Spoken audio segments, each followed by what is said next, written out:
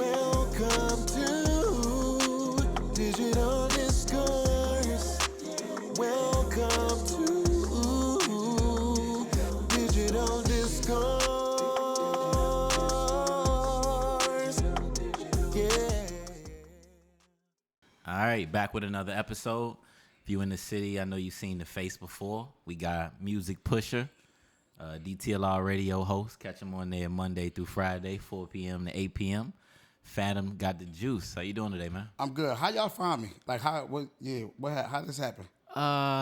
Who said Jersey mentioned you. Yeah, he mentioned you, and then I started asking questions. We were talking about what DC was missing to push like the music and the talent forward. He was saying you was like the front runner for that.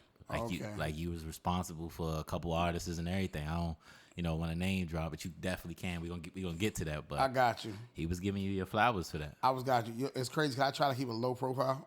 So when people reach out to me that I don't know, I'm always like, how they find me. It's always like some good some research purposes. Like what's going on out here where people be like, yo, go holler at Fathom. Yeah, it makes sense. You really got the juice. Hey, that's what it is.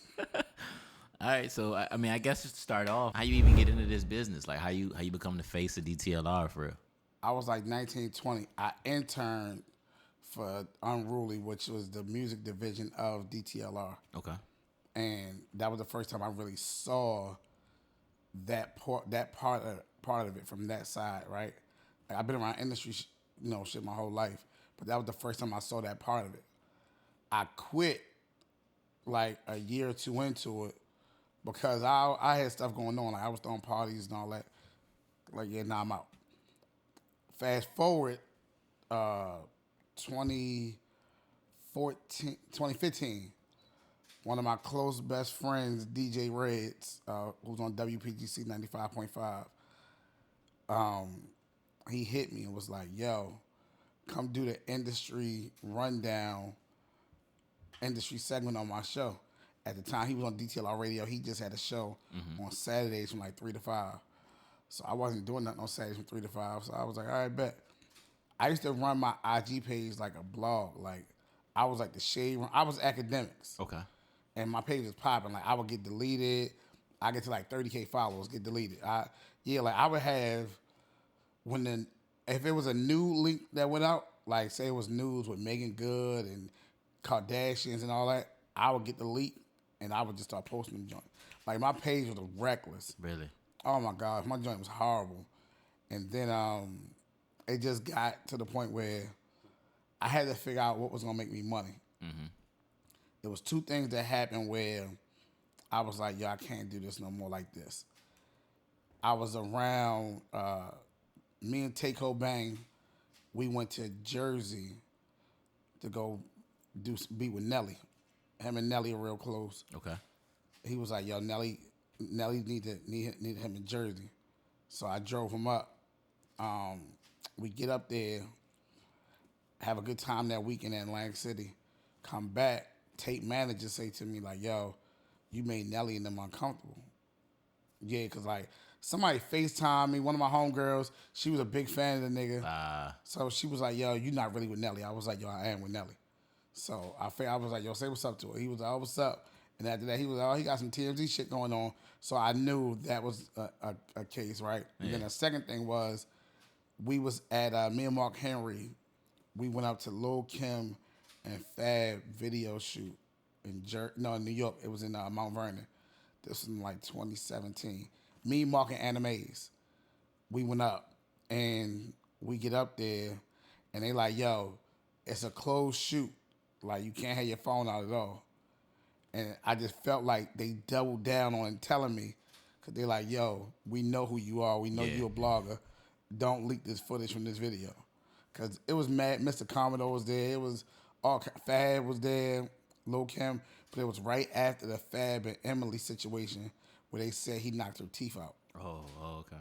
And I wanted that footage bad, but at the same time, I'm like, yeah, I can't keep moving around like this. Like it was uncomfortable. My thing as a man was, I got more morals and integrity than that. Mm-hmm. So I ain't want people to be scared to be around me. So just fast forward, I'm not gonna lie, with the DTLR part, yo, they never picked me to be in the seat. Mm-hmm. I'm gonna keep it a buck.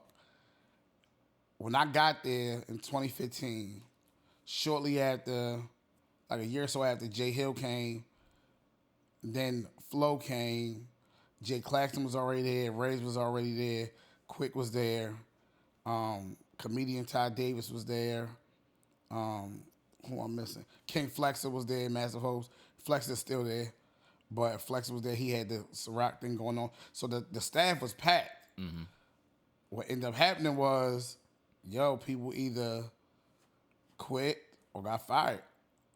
And then you looked up, all you got left is me. Like, who knows how these people operate? Who knows how this company move? Who gets it? Like, you look up, all you got left is me. I'm not even gonna hold you. Like, it never was a thing like, we gotta pick this nigga. Right. It was like, Jay Hill did some shit and got fired.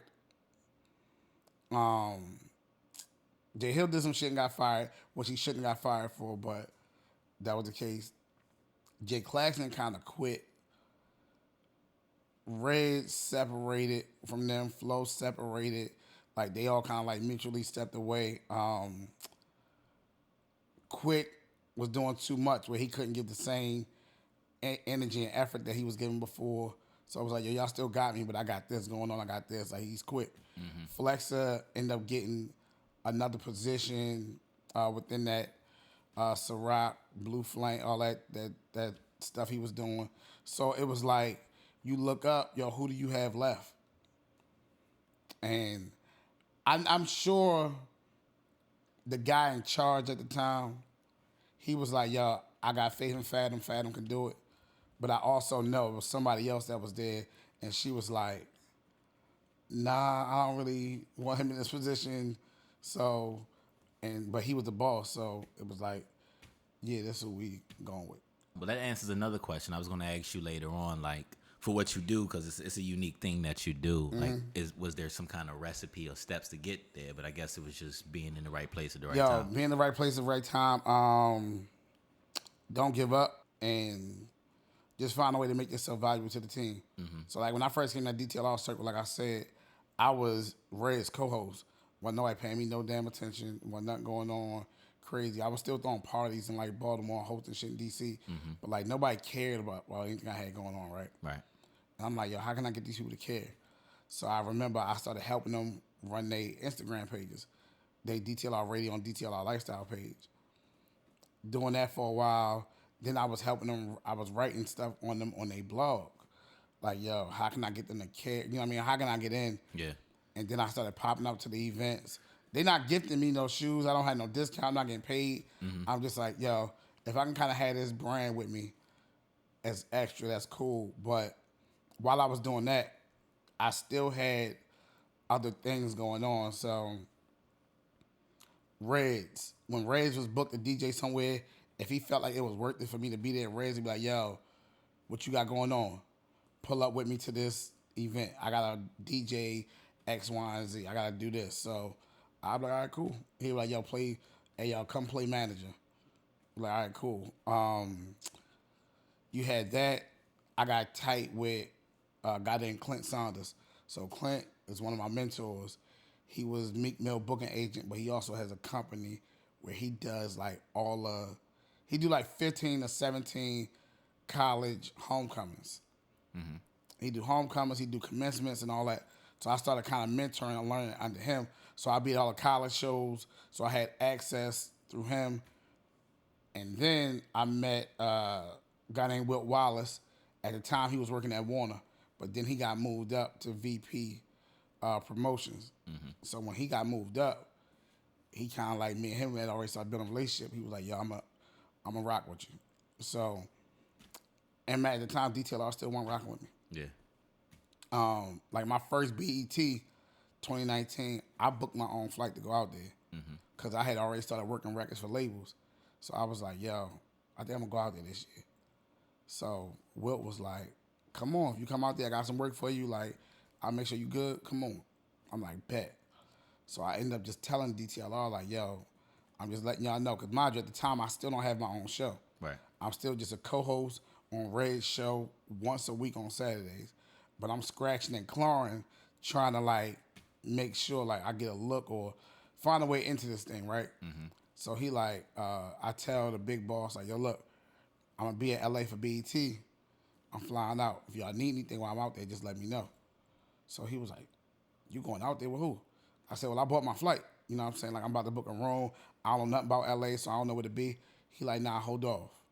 I got you. And this is the big boss at DTLR. He was like, yo, you gonna work with us. Mm-hmm. So I was like, he was like, yeah, I'm gonna put you in the radio room. I'm thinking he lying. Yeah. I'm like, this nigga's not gonna do that.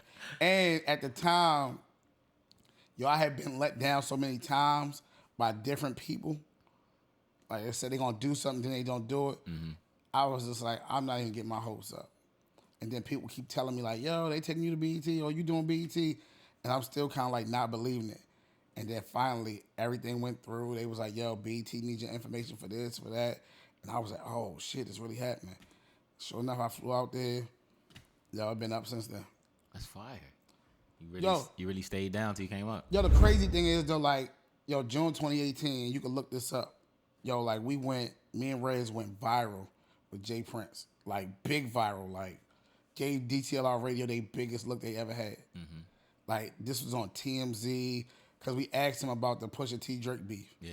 So we interviewed him during that. Like, the Pusha T record had just came out, like, 2 days before we interviewed this nigga. Okay. So, shout out to Amir for setting that interview up. But we interviewed him. Interview goes viral. Flo called me. He like, yo. Actually, Flo called and was like, yo, I need some clips from that Jay Prince interview. Mind you, DTLR didn't give us a cameraman, a videographer, nothing. Rez happened to have somebody just up there taking pictures. I got the audio from the engineer that was off. Rez didn't record the audio, so we had to go and just grab the engineer had to just grab the stream. He sent me this big Google Doc. Dog, Mark Henry calls me, and the crazy thing was, I was at my other girlfriend's house, and Mark called me. He like, yo, he was like, yo, you got the audio from the Jay Prince interview? I'm like, yeah, I got it. He was like, yo, send it to me. I said, it's just a big Google file. I don't know what to do with it. He was like, I'm gonna cut it up for you. I got you. He was like, yo, you got some pictures? I was like, yeah, I got some pictures.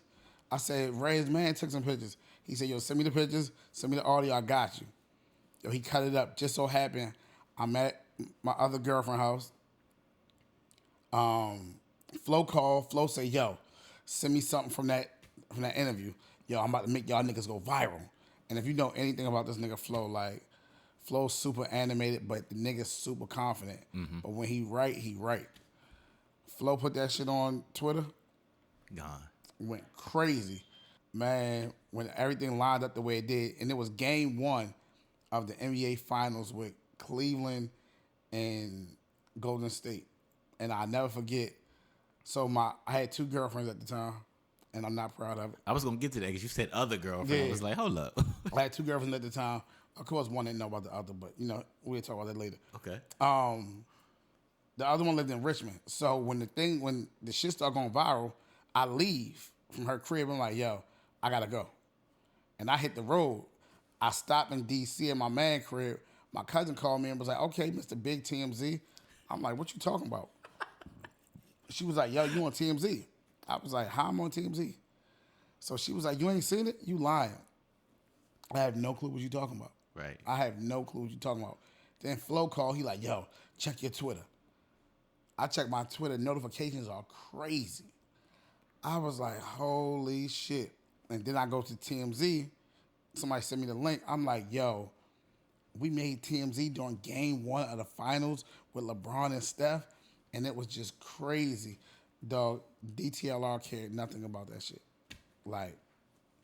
Why not? Because it wasn't who they picked. It wasn't. Okay. At the time, like I said, we just had a Saturday show. Mm-hmm. They didn't care about us like that. They probably wasn't going hard in their media portion anyway. They wasn't, and they didn't realize, like, one, how this traffic can draw traffic to your stores. Yeah. How it can draw traffic to the business, how you can actually make money off of it. Yeah. Like, they didn't get it. They wasn't interested in knowing. And I knew we had something. I'm just like, this shit is crazy. But Everybody, they never even posted that interview. Like that interview was never posted on DTLR's blog site. It might have been on their IG page, but by the time they put it up, it was already everywhere else. It was on Complex. It was on TMZ. It was on Elliot Will. It was on every hip hop blog. The shit was on Jesus and Mero, Viceland show that was coming on Mondays. It was on ESPN Sports. And that joint was if you Google it right now, you'll be like, oh shit, this nigga was lying. This shit was everywhere. Yeah, I saw it. Oh yeah. So like when that happened, that's when I realized like, I gotta step this shit up. I gotta find a way to get my own show over here. I gotta get this shit going. And been trying to figure it out ever since. Damn. Yeah. Okay. Yeah, it's up on your YouTube. Yeah. I get one. I catch like 2 or 3 viral moments a year. 2 or 3. Like I'm still like, because at the point I'm at that point where like I got relationships, right, with these labels and these artists. So when I do interviews, like I can't really wild out. Yeah. Cause it's like I'm at that point where if people cut me off, I'm fucked. You know what I'm saying? I'm really at that point where it's like, I can't get cut off just yet. Yeah. So you gotta play this shit a little smart. Yeah. You know what I'm saying? Like I can't sit in front of Rick Ross and be like, yo, why you do that shit to Drake? You know what I mean? Actually, I could ask him that. I can't get a Ross interview for shit though. I think it's crazy. Really?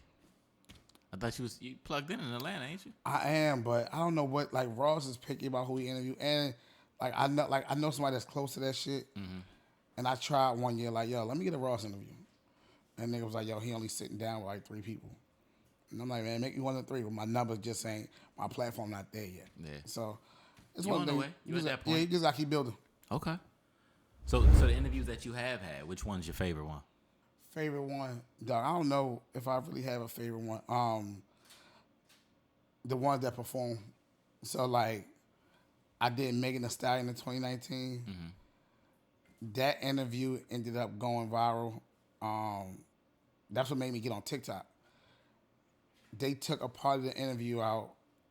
I was like, yo, you sitting around going with this whole hot girl summer shit, but you look like you're in a relationship. And she was like, you can be a hot girl with a boo? Like that. So somebody took that part and made that shit like a whole TikTok, and that shit went up. But Megan was a good joint.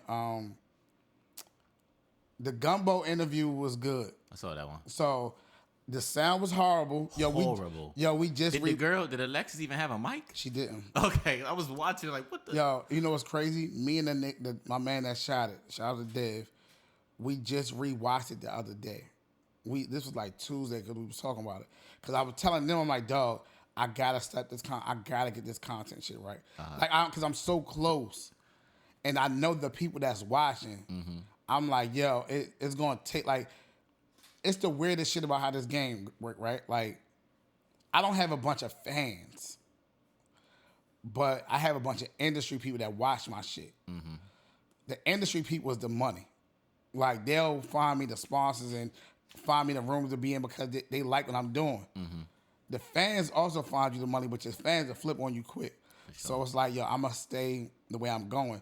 So the Gumbo joint, like, I'm like, yo, she dropped so many gems in there. He dropped gems, but the sound was horrible. We did that interview at the hotel. And the crazy thing about that Gumbo interview was they wanted to come through DTLR that week because they was in DMV. They dropped their tequila talk. They went to everybody. I didn't get them. They reached out, and I just bullshitted because I didn't really know who they was. And then I kind of looked into it when I was on my flight, and I was like, yo, let me do some interviews while I'm out there. So I hit them back, and I was like, yo, y'all can pull up to the hotel if y'all want. So I told the videographer, I was like, yo, my man, I said, yo, we can shoot this shit in the lobby. We can shoot it in the room. Like, I don't care. Just so happened, the hotel had that area, like a patio area. Shit was fly. He was like, y'all like this? I'm like, bet, let's do it. But they came on time.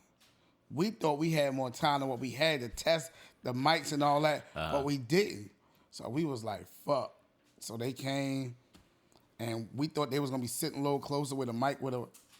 That shit didn't work. The mic was on my neck, so that sounded, It was horrible. Yeah. My nigga, but they dropped so many gems and the interview was flying. The crazy shit was like, I'm smoking in the interview and I don't even smoke. So I end up getting high as shit.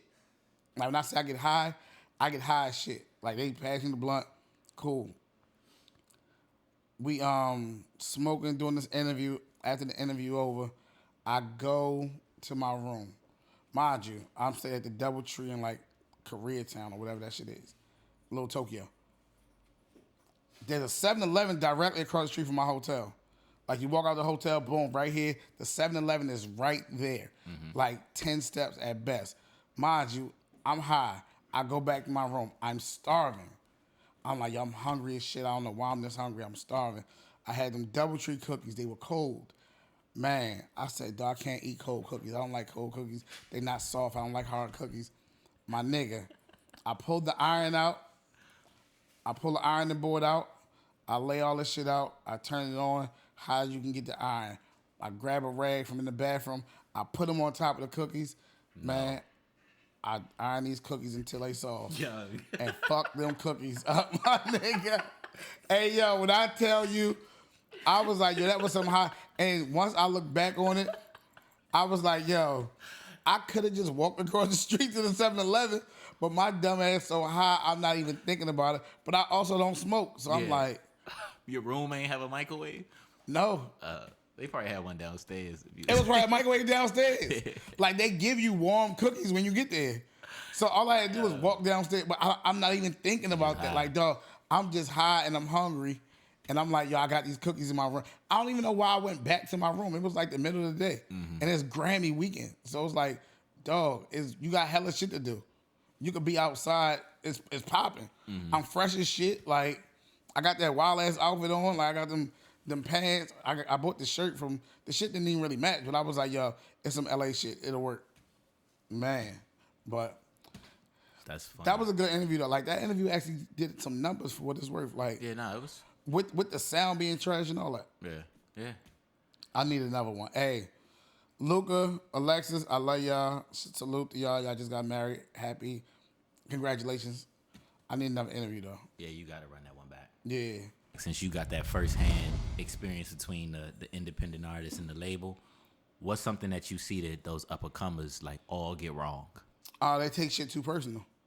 They take shit too personal. They think they should have the hottest and should be pushed the most and get the most support, but they don't do anything to reciprocate the energy or make somebody want to support them. So that's the part where I say, like, dog, if you don't want to play the game with these DJs and you don't want to spend the money to like really like invest in your music and your craft and really your relationships and your networking, yo, just go out here and get a bunch of fans. You get a bunch of fans, can't nobody tell you shit. Like, you go to all these clubs and complain that these DJs ain't playing your music, right? And yo, fuck these niggas, the DJs don't support. Y'all niggas only fuck with what's hot. Yeah. Go get hot then. Go get fans. I guarantee you go out here and you get a record that everybody rocking with, like fans. Even if the DJs don't rock with you, if the fans go to the club, yo, can you play this? Can you play this? That's part of how DJs find out what's popping. Is people going up. DJs hate requests. Don't get it twisted. But if everybody is getting the same song requested, eventually, yo, you have to play it. Yeah. You have to play it, or you got to find out what it is. So even if I'm an artist, yo, I would start going to the club, me and 5 people, and get all 5 of those people to go to the DJ like, hey, play that Fathom, get it popping. And they be like, oh, no, I ain't got that. Cool. In 30 minutes, you send your other man, go up there. Hey, yo, you got that Fathom, get it popping? No, I ain't got that. Third nigga, 30 minutes later. Hey, yo, you got that Fathom, get it popping? Nigga be like, by that time, DJ like, yo, what the fuck is this record that these people fucking keep asking for? No, I ain't got this shit. But at that point, he's on his YouTube, and he's in his text group with the other DJs. Yo, anybody got this record? Anybody heard of it? And these niggas like, nah, I ain't heard of it. I ain't got it. But now everybody's looking for it because one person said, like, yo, what is it? Because they all want to be the first to say they was on the record. Yeah. Even when them niggas is last. Yeah. We all want to be first. And it's like, yo, when some shit is hot, you want to spread that shit because you want to be like, yo, I'm the nigga that put y'all on. I don't know why we care about that so much because typically we don't get anything for it. Like Just feel good, I guess. it felt good. Yeah. It feels great. Like to be like, yo. But then if we really think about it, yo, being first means what? Like when it to some shit like that. To some shit you're not getting paid for. Yeah. Nah, it's a good point. But that is a fire strategy, though. It is a fire strategy. Yo, hey. Yeah, somebody needs to steal that. Hey, yo, pushing your record for dummies. That's the trick right there. It is. Take 5 of your broke ass friends and y'all go to the club and look, get one drink, chill, secluded, send them 5 niggas at DJ booth, yo, every 20 minutes to play that one song. By the time the third nigga goes to him, yo, he's gonna start looking for the song and feel like he has to play it. Mind you, stay in a secluded area so the DJ don't look at y'all walking back to this crew of people. Cause y'all gotta act like y'all just there having a good time. Like y'all gotta act like y'all just coincidentally, you know what I mean? Like, yo, wanna hear this song because it's popping. Yo, I heard it somewhere and it's popping. All right. That's some good advice. All right, so let's move on to your roots. You're originally from New York and Baltimore. Damn, you did some research. Yeah, I ain't playing games. That's crazy because I don't do no research. You got to. You do got to a little bit. I like to have organic conversations. So yeah, I'm originally from New York. Moved to Baltimore when I was like 10. Okay. And then I was in between Baltimore and New York, like all through, probably till I was like 16. Okay. Like I really just went to school in Baltimore, but every like spring break, Thanksgiving, Christmas, summer, I'm back in New York, right, with my family and all my peoples. And then finally, I was like, man, let me see this. Like, because I was cool with Baltimore. Like, I rock with the people and all that. Like, that was home too. And then finally, I ended up staying there summer. I got a job, and then I stopped going back to New York as much. And then it was like, all right, this shit ain't that bad. So did that. Then went to Coppin State College at the time for a couple years. I dropped out early though. So then I was just hanging out at campus because I used to throw parties and shit too. Okay. Like we had this big crew called Extreme Nightlife. So it was like me, dude named Rude Boy, Trix and Zeke, my man Jay Hunt. So like they took care of Morgan. I took care of Coppin in Baltimore. So we had the biggest parties. My man Rob Styles would do the camera shit, right? That's the craziest story ever. Mind you, our parties are going crazy. We started like going out of town, doing them at the schools, all that shit. We had a website called extremenightlife.net where we put the pictures from the parties on this site. We building that, and it's going crazy. Around the same time, and I'm about to show my age a little bit, there's a white boy at Harvard building Facebook. Oh, man. We some niggas worried about partying and getting people to go on extremenightlife.net. This nigga is building Facebook. We worked ass backwards because we should have been trying to build Facebook for niggas. Yeah. But for niggas is crazy. Well, what I was going to ask about that, like both of those two strong ass cultures. So since you've experienced both of them, what you like the most and dislike the most about both of them? I hate that New York is like super cocky. Like them niggas like, yo, I got cousins that like don't leave New York. It's like, leave New York for what, nigga? Like, fuck I'm leaving New York for, my nigga. Nah, everything I need is right here. Like, I remember them niggas just feel like New York was just everything. And it's just like, yo, my nigga, like once you go outside, like, you know, y'all don't have palm trees. Y'all really don't have beautiful water. Y'all do got some bad Dominican bitches. But it's not, like the world is huge. Yeah. You know what I'm saying? So it's other shit. And you don't have to deal with all this crowded, polluted air, like this just everywhere on top of each other. Like, yo, I love the train in New York, but it's like the worst place to be because you can barely breathe in a subway station. So I hate that part. Baltimore, man.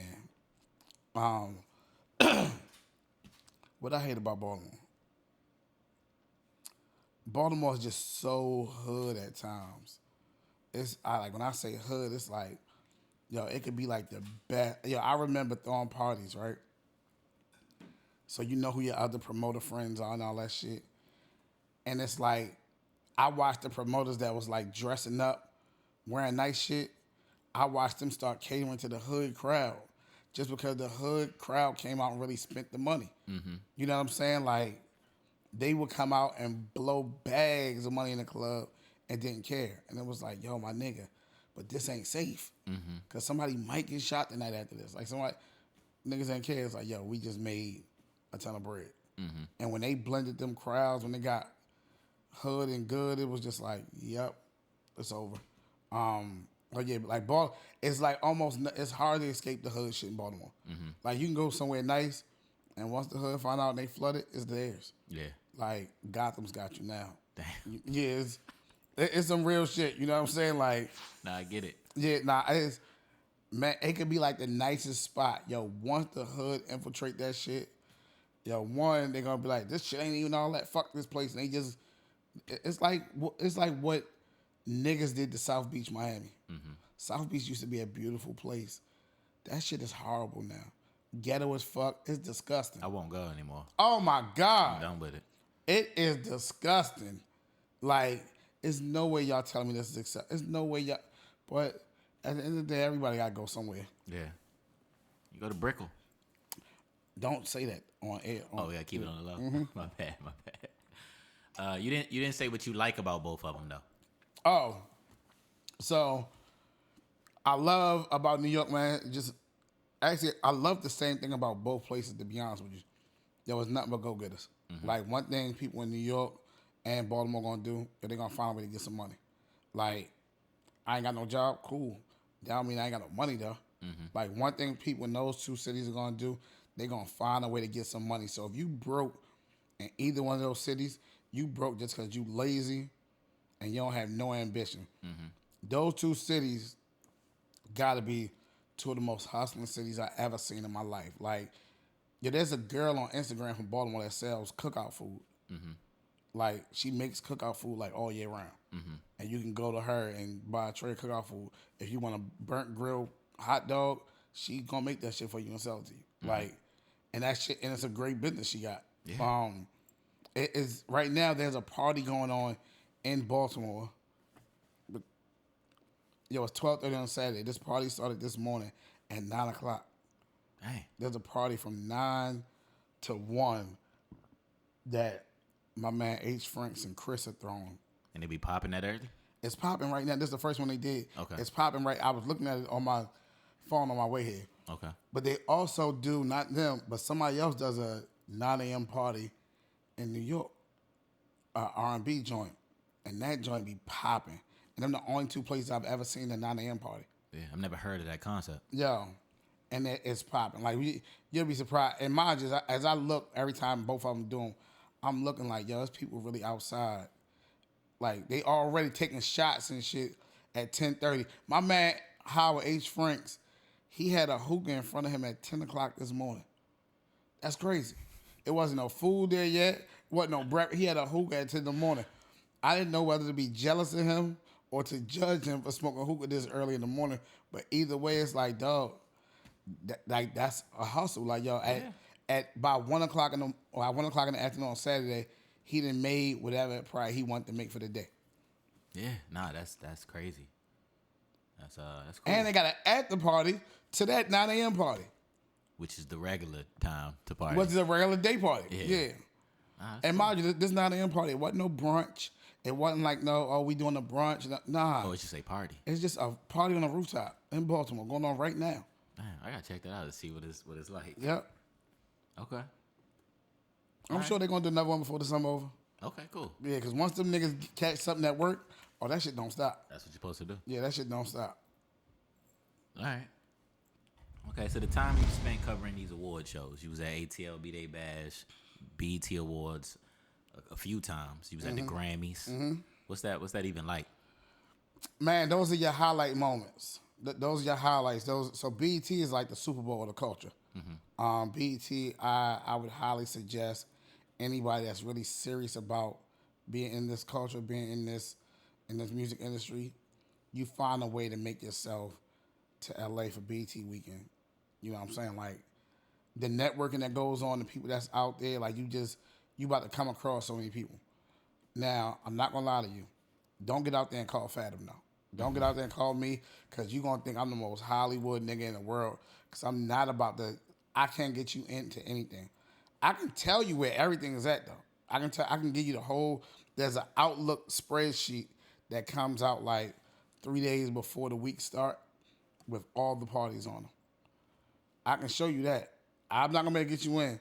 So don't look at me like, oh, I'm a foul nigga when I see you and I walk by, dap you up, and I walk in, and you outside trying to figure it out. It ain't that kind of party. It's like, yo, dog, I don't know what to tell you. The most I can tell you is get there as early as you can because everything kind of start a little late. So if the party starts at 9, if you get there at 9 while they setting up, you just going to walk in because they're going to be like, if you hear this early, you probably on the list and you knew what was going on. Cool, just come in. We ain't even started checking the names off yet. And you in there. Now, you going to have to wait 2-3 hours for everybody else to get there when they get popping, but you already in there. Yeah. So you good. Every now and again, no, some of them will hold that door at 9. They checking names. I saw that happen this year, too. But, yo, BET weekend is like Super Bowl. Okay. You know what I mean? For the culture. Grammys is a dope one. Grammys is not as much culture. Grammys is like the bosses. You know what I mean? Grammys is like that next level. I remember the first year I wanted to go to Grammy. So 2019, I go to BT. So automatically 2020, I'm thinking, I got to go to Grammys next. I had my mentor, Wilt Wallace. I'm like, yo, I'm thinking about doing Grammys next. What you think? Because I'm smelling myself. He was like, nigga, slow down. Nigga, I done seen executives get stuck outside at Grammy parties. Like, everybody, you just getting into a Grammy party just not as easy as getting into a BET party. It's totally different crowd, totally different vibe of people. You got to think, like, the Grammys is everybody in music. BET is just everybody in hip-hop. So it's a different ball game out there. You know what I mean? Like, the bosses are out there for this Grammy shit. So it's a little different. So that's that. I will say BET Radio Room, they used to have a food room inside the radio room. So you go in there, it's a spread of food. That used to be great. They took that away. It's not even the same no more. Birthday Bash has a food room as well. But now it's like, this group of people got to eat, this group of people got to eat, then y'all can eat. So it's like by the time you get in there, you either don't have time or the food gone by the time you get in there. Grammys, they give you like this little lunchbox with like a sandwich and an orange and a bag of chips and like it's different juice, whatever you want to drink is in there. But yeah, it was like an avocado turkey sandwich or something, which I never fucking heard of. Okay. But LA eating is weird anyway. You know, it's like no fat people in LA. Like Big Boy used to be fat. He not even fat no more. They all on Ozempic.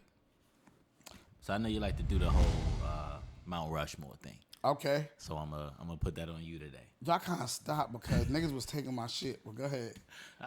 Well, I mean, I just told you it was yours. Yeah, that's true. So I got two. What you think you know more about, New York or Atlanta? New York. New York for sure? Yeah. All right, so what's your Mount Rushmore New York artist, past and present? That's tough. Biggie, Cam, Jay,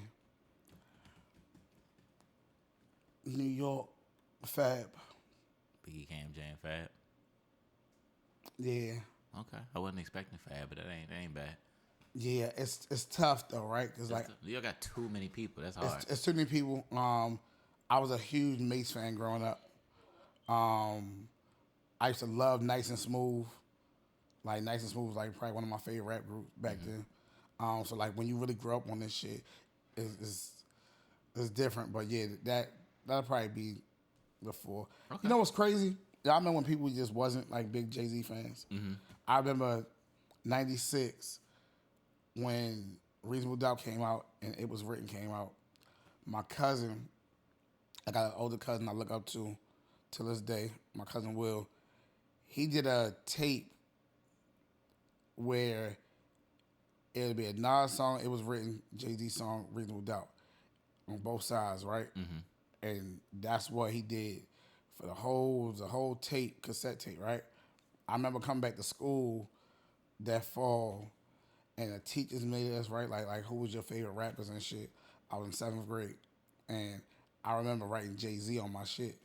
And I remember everybody in my class like, who's Jay-Z? What is Jay-Z? And I'm just like, yeah, y'all Baltimore people don't know shit. Yeah, fuck out of here. And then a couple years later, now everybody loved Jay-Z. Reasonable Doubt was the greatest album of all time. Y'all cap, I was there. Y'all was still listening to club music.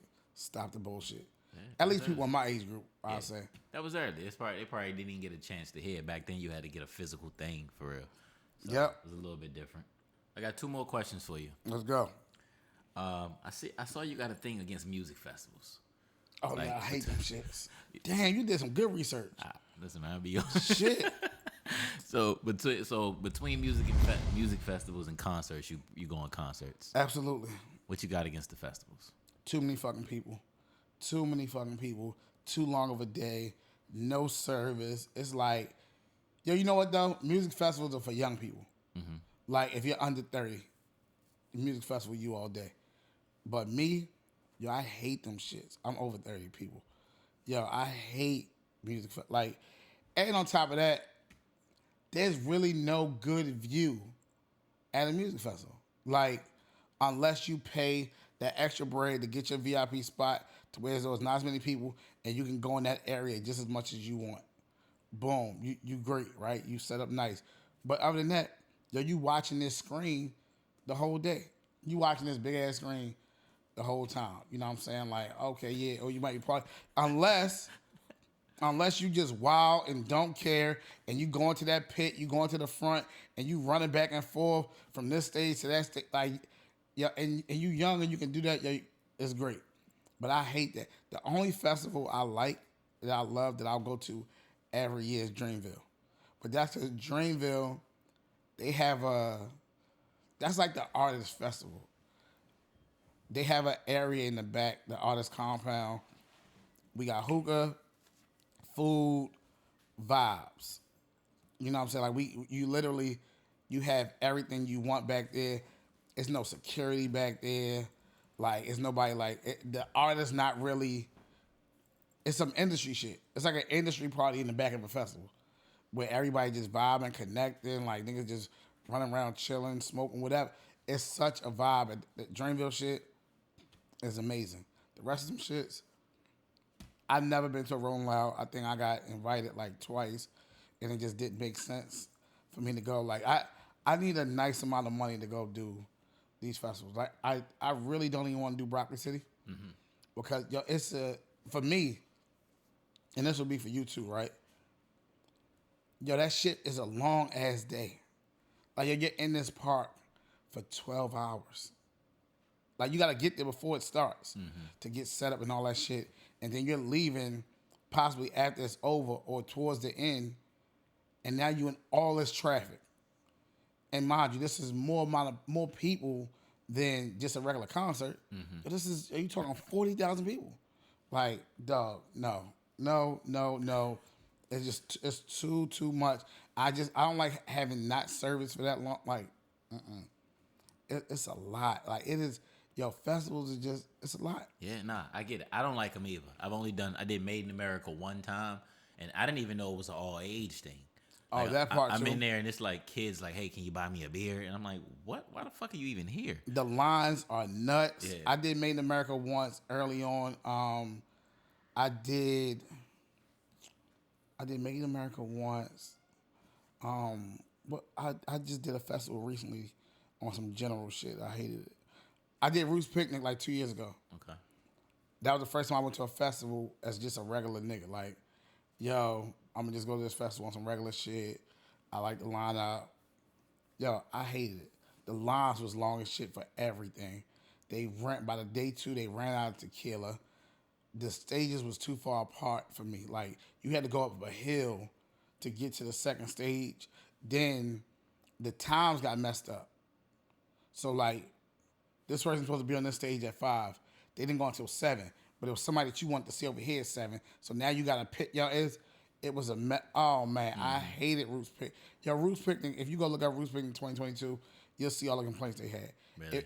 And the other part about festivals, the weather. You get there, it's a nice day. Might be hot, might be cool, might be whatever. At night, I don't care what festival you at, it's fucking cold. So whatever you wore early, shit is over. Like you out there freezing. My nigga, like niggas was looking at me crazy this year when I had a coat on at Dreamville. Niggas like, yo, nice as shit outside. Why you got that coat on? Y'all gonna see. Hey, yo, see you at 8, 9 o'clock, baby. 8, 9 o'clock, we out there. Niggas is cold. Girls is like, oh my God, can I come get next to you? This cold. It's so cold. I'm just like, nah, sweetheart. I got a girl. Chill. Off me. Off me. Yo, I'm telling. Them festivals, it gets cold that night. Freezing. You be like, and then you uncomfortable, and it's like, yo, you gotta make a decision. Do I stay or do I go? And then if you drive, parking is nuts. Oh yeah, of course. If you try to catch an Uber, catching an Uber to get out of there is nuts. So it's a lot. Yo, shout out to everybody going to Broccoli City this weekend. Next weekend. I'll be there. This is gonna be a different setup because they're at Audi Field. I don't know how it's gonna play out. Okay. Hopefully it's better. Hope it should be better, man. They doing their thing over there though. Okay. What advice would you give to somebody who wanted to get into like the whole radio communications industry? Do it because you love it. I know you got people like academics, and shit, even Charlamagne to a certain extent, right? But do it because you love it and try to stay away from the clickbait. Like if you just ask the right question, like leave the messy shit, like try to leave it out of it, right? Like have some type of integrity with what you're doing, right? Because that's gonna bring you more money and more relationships. Set your questions up whereas though they can answer it on some messy shit. Long as you don't say it, you're fine. But if you ask them the question, you know what I mean? There's nothing you can do. You know what I mean? Like, however they answer it, it's how they answer it. You got some people that are good enough that know how to get out of it. Some people don't. Like, the question I've been asking lately is, yo, where we at right now in 2024? I've been asking artists, yo, would you do a feature with Drake or Kendrick? You know what I mean? Or would you do a feature with Drake where we at right now? Like, and mind you, it's not me being messy, but it's asking because so many people have just come out and hated this nigga, and I want to check the temperature. Like, do y'all really hate this nigga like that or what? So that's my reason for asking it. Yo, you got some people that's like, yo, I'll do a feature with him. Yo, Key Glock was like, I wouldn't. But Key Glock was just like, I don't really do features anyway, so I would just stay like that. But he definitely had to think about it, though, which told me, like, yeah, nigga, you had to really, you wouldn't do one right now. You would have before. Okay, that's good advice. That's real good advice. All right, the last question I always close out with, and it's usually like a more serious tone question. If you had the advice of the whole world for 30 seconds, what would you tell them? If I had the advice of the whole world? Not the advice. If you had the attention of the whole world for 30 seconds, what would you tell them? Attention of the whole world, man. Move with a purpose. Have good intentions. Treat people good, man. Like, it's too much wild, dumb shit going on. Almost treat others how you want to be treated. You know what I'm saying? Like, play the game fair. Be honest, be real, be genuine, man. We need more. Yo, we really need more genuine people out here. I'm not gonna lie. Like, we need more. I know everybody wants something. Like, everybody wants something. Yo, and I get it. But we need more genuine people out here. Like me, yo, so a part of my thing is, right? And I know that like this is going off a little bit. But I work records for labels, right? So with me working records, when I first started working records, it was like, dog, how can I get DJs to play these records? Now, I already have relationships with a bunch of DJs because I used to throw parties. So DJ K.I., Popcorn, Windy City, like Quick, Alizé, like these are all like my niggas. Like these are my niggas before I started working records. I used to throw parties, book these niggas, Flow, Styles, all these niggas, right? So my thing was, yo, how can I get everybody on the same page to play these records? And even the new niggas, like, how can I get them to play a record? I didn't want to be that nigga that was just hitting you only when I had a record that I was pushing. I didn't want to send a record to you just when I needed it played. So I was like, yo, what if I just send them all the music? I don't charge y'all niggas for it at all. I'm just sending y'all all the music. That way you ain't gotta go and pull some YouTube rip that sound crazy. Yeah, you getting the shit straight from the labels. You getting the official shit, high quality cocaine right here, baby. You can't get this nowhere else. Right. You ain't gotta go to Jersey here. He will tell you that shit is already in your email. You know what I'm saying? For the most part, if I'm not up at 12:30 and all this shit to send it out, yo, by the time I get up, 8, 9 o'clock, yo, you got it. Most of them DJ niggas is sleeping anyway because they was out Thursday night. So by the time you wake up at 12, 1 o'clock, 2 o'clock in the afternoon, you got us in your email.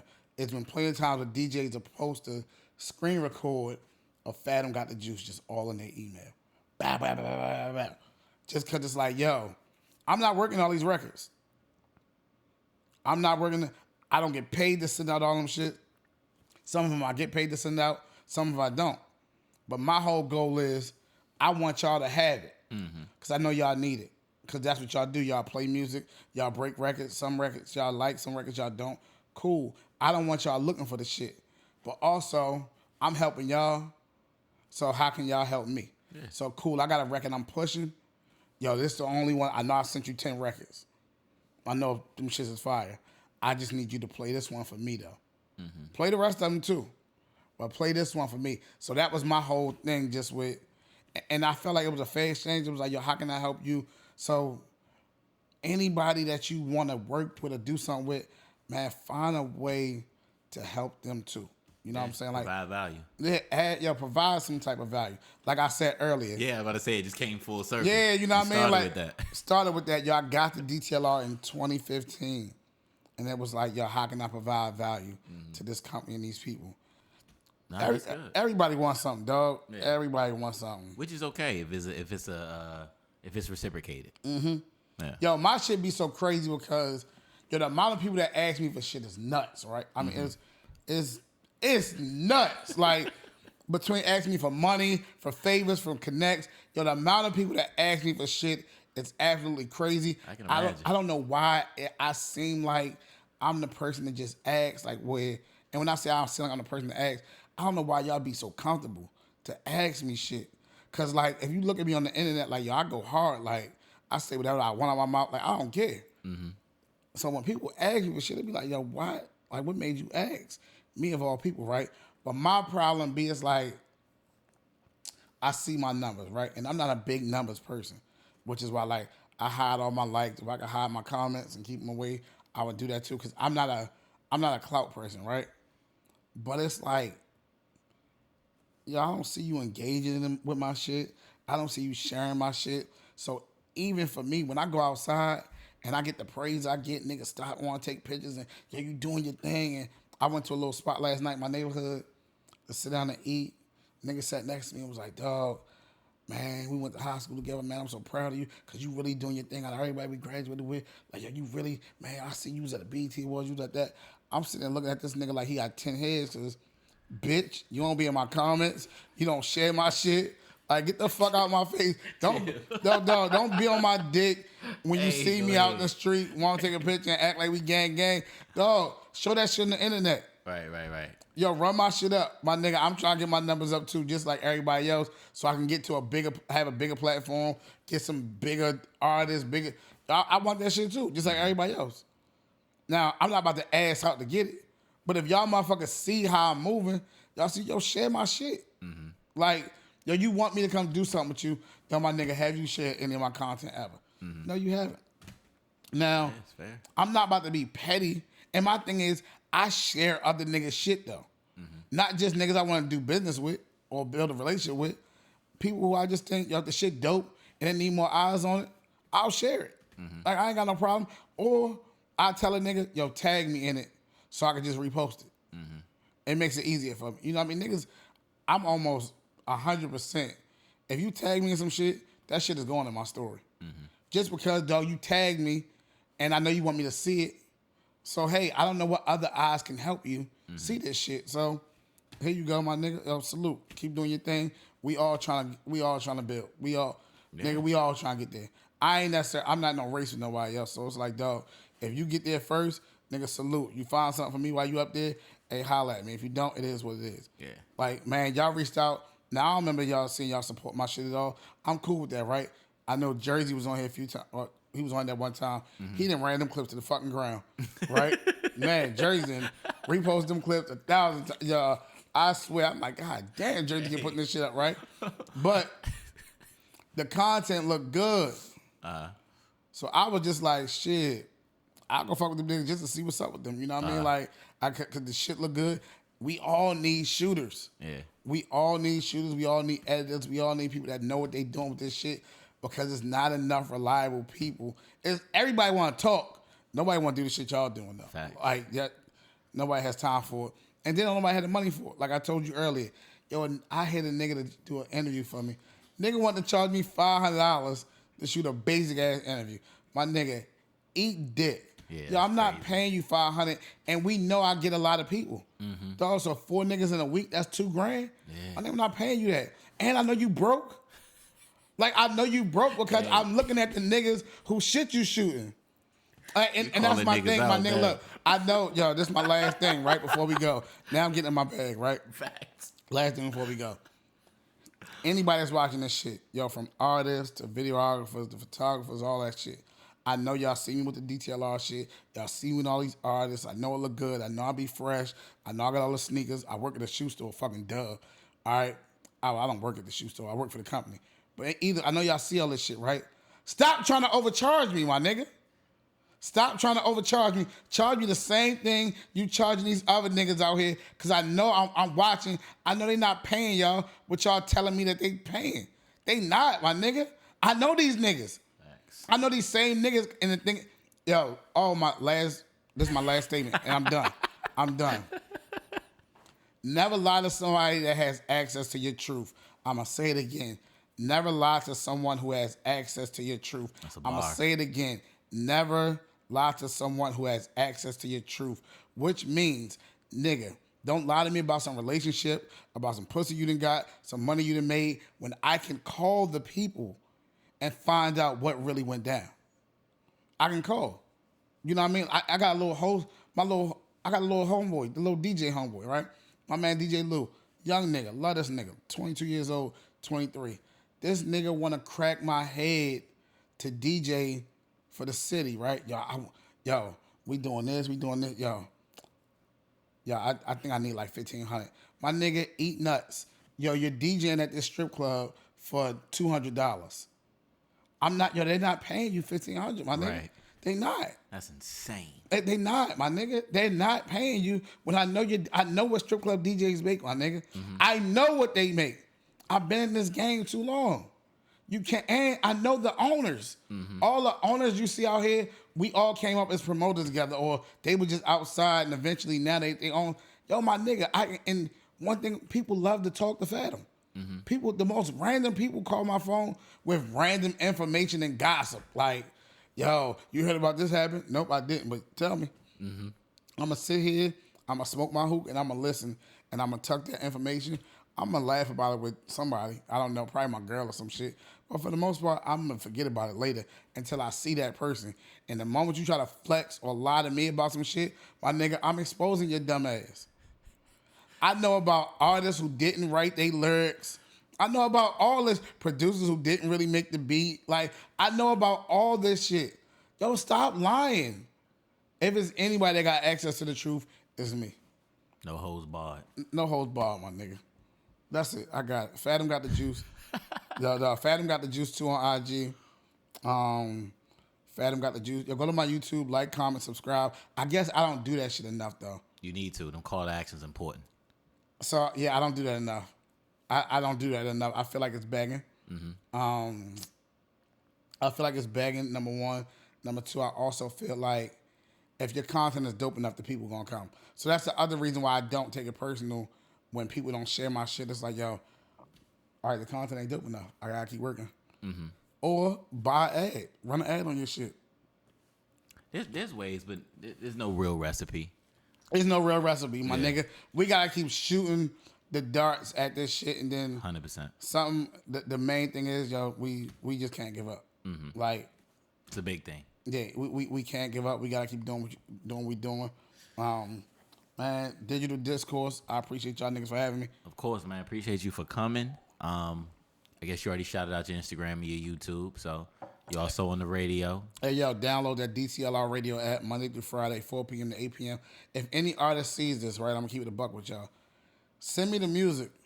I'll play it, right? Don't get it fucked up. I'll play artist music, even if I think it's not good. And I'm going to tell you why. The shit just might not be for me. I might not be the demo, but somebody else might love the shit. You know, you just never know, right? Yeah, that's it. That's lit. That's it. Well, all right, you heard it here. Don't ask for an interview if you ain't got nothing to talk about either.